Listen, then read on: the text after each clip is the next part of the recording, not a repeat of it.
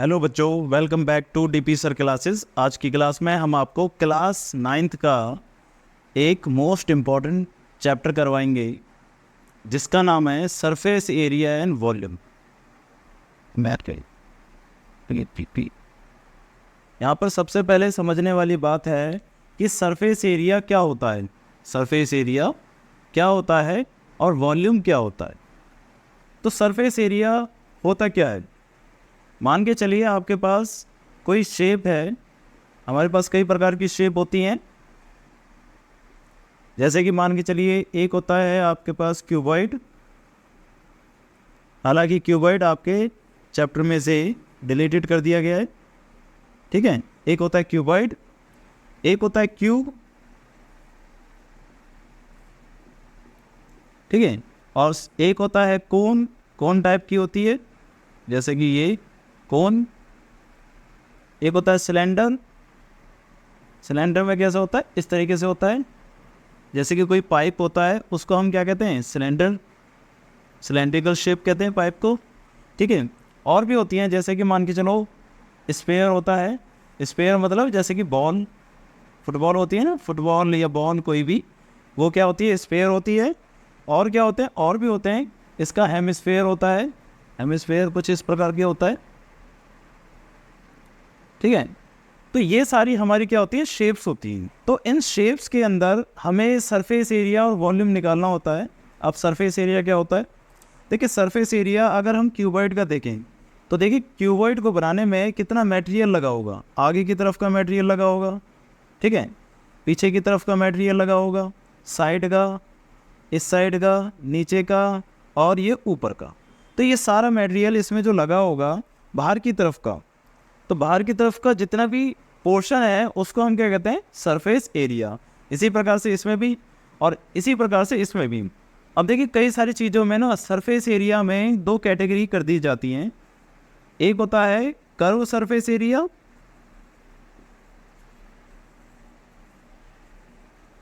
और एक होता है total surface area.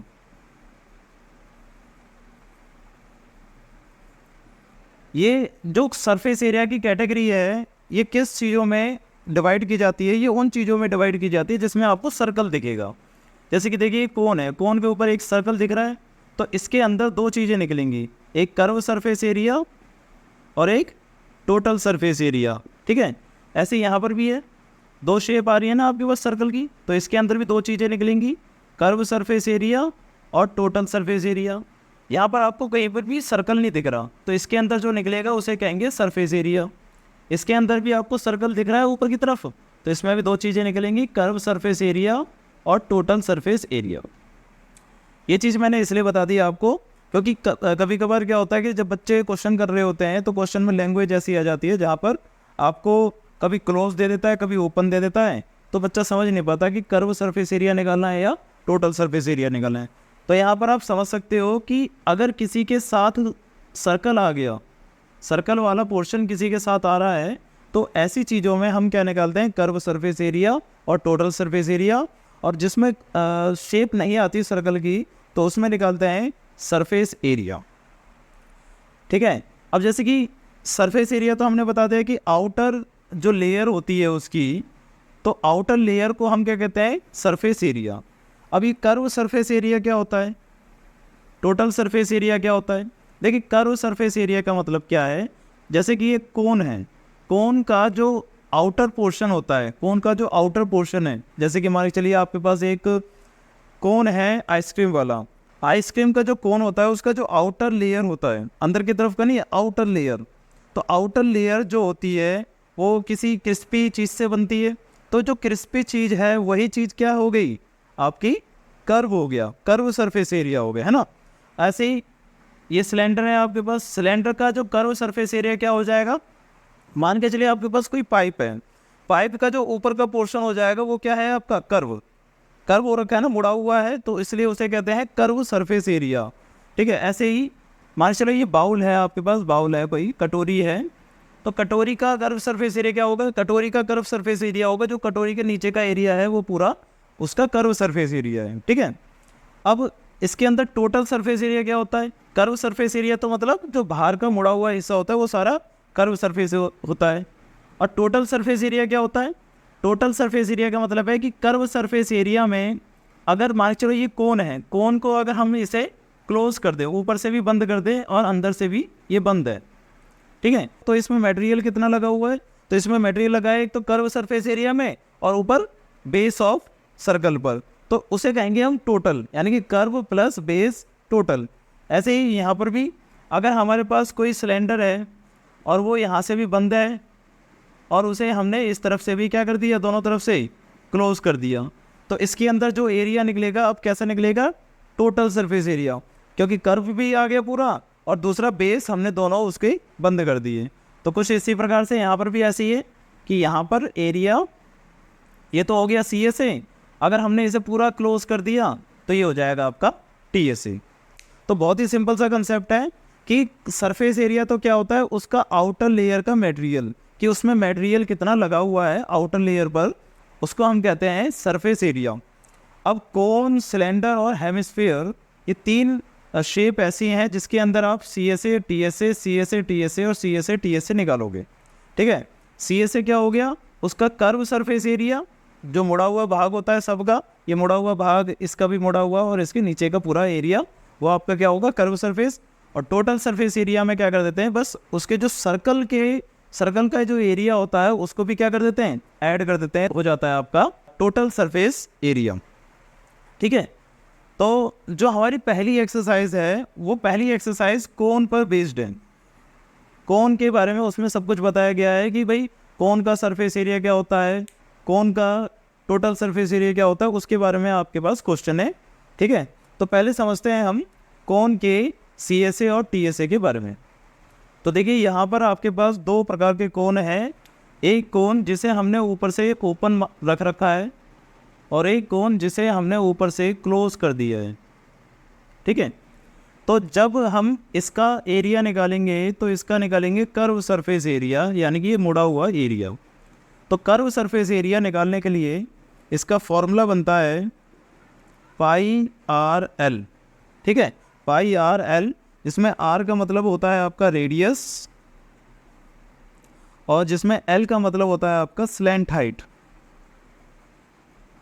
Slant height को आप l से डिनोट करते हैं, ठीक है ना। अब इसके अंदर l क्या होती है?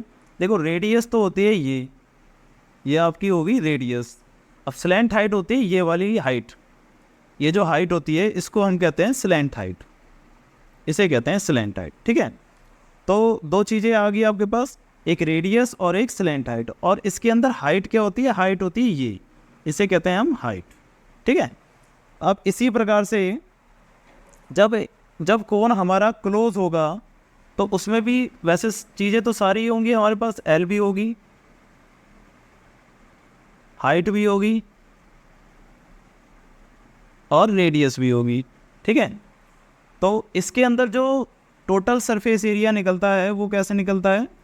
टोटल सरफेस एरिया का मतलब हो गया CSA of cone plus area of circle. तो CSA of cone plus area of circle. समझ में आ रहा होगा आपको कि CSA तो होता है घुमावदार एरिया, और हमने जब क्लोज कर दिया तो घुमावदार एरिया प्लस ऊपर का जो एरिया होगा वो भी क्या हो गया? कवर हो गया। अब हमें ये देखना है कि मटेरियल कहाँ का लगा होगा। आप जब भी एरिया के बारे में समझो तो ये समझिए कि आप उसको पेंट कहाँ कर सकते हो। जैसे कि अगर मैंने बोला टोटल सरफेस एरिया, तो टोटल मतलब पेंट कहाँ कर सकते हो? साइड में और ऊपर की तरफ। तो ये हो गया आपका टोटल सरफेस एरिया। तो साइड का मतलब हो गया CSA। तो CSA क्या होता है? πr_l plus area of circle क्या होता है? ये सबको पता होता है, πr²। तो देखो इन दोनों में कॉमन क्या दिख रहा है आपको? पाई और r कॉमन है। तो यहाँ क्या बचेगा आपके पास? L, और यहाँ क्या बचेगा? r² में से एक आ गया तो r। तो ये आपका आ गया TSA ऑफ कोन, ठीक है। तो दो चीज़ें आ गई आपके पास, एक आ गया CSA ऑफ कोन πr_l और एक हो गया TSA of cone πr_l plus r। बहुत सिंपल है, अगर आप भूल भी जाओ तो याद रखना CSA में एरिया ऑफ सर्कल ज्वाइन कर देते हैं तो वो हो जाता है आपका TSA, ठीक है। अब इसमें एक चीज़ ध्यान रखने वाली बात है कभी कभार क्वेश्चन में आपको गिवन में दो चीज़ें दे देगा, रेडियस और हाइट, तो आपको स्लैंट हाइट तो निकालनी पड़ेगी भाई। अगर आपको CSA या TSA निकालना है तो स्लैंट हाइट तो आपको चाहिए, एक स्लैंट हाइट चाहिए और एक रेडियस चाहिए। बट क्वेश्चन में अगर मान के चलो गिवन में आपको दे दिया जाए रेडियस और हाइट, तो स्लैंट हाइट कैसे निकलेगी? तो बहुत ही सिंपल है, पाइथागोरस का रूल लगाना है आपको, पाइथागोरस का रूल। क्योंकि यहाँ पर क्या बन रहा है, एक राइट एंगल ट्राइंगल बन रहा है, तो हम एज्यूम कर रहे हैं कि ये तो है आपके पास हाइपोटेनियस और ये आपके पास हाइट और ये आपके पास बेस। तो पाइथागोरस का रूल ये होता है L स्क्वायर इक्वल टू में H स्क्वायर प्लस का R स्क्वायर। करना क्या है, जो भी L होगी उसे निकालने के लिए H square plus R square दोनों का स्क्वायर कर कर अगर ऐड कर दोगे तो आपके पास क्या आ जाएगी, स्लैंट हाइट आ जाएगी। क्या क्या ध्यान रखना है आपको कि अगर ओपन है तो CSA निकलेगा, क्लोज है तो TSA निकलेगा। CSA होता है पाई आर एल और क्लोज होता है CSA plus area of circle, यानी कि पाई आर एल प्लस आर। और अगर क्वेश्चन में दो चीज़ें दे रखी हैं और जो अकॉर्डिंग टू क्वेश्चन हमें लगाना होता है वो हमें निकालना है, तो हम लगाएंगे पाइथागोरस का रूल, जो कि होगा L square equal to H square plus R square. और L का मतलब होता है स्लैंट हाइट, जो कि तिरछी लाइन होती है, और हाइट ये होती है आपके पास, और रेडियस होती है ये। ठीक है, तो इसको नोट करिए और फिर हम करते हैं क्वेश्चंस को।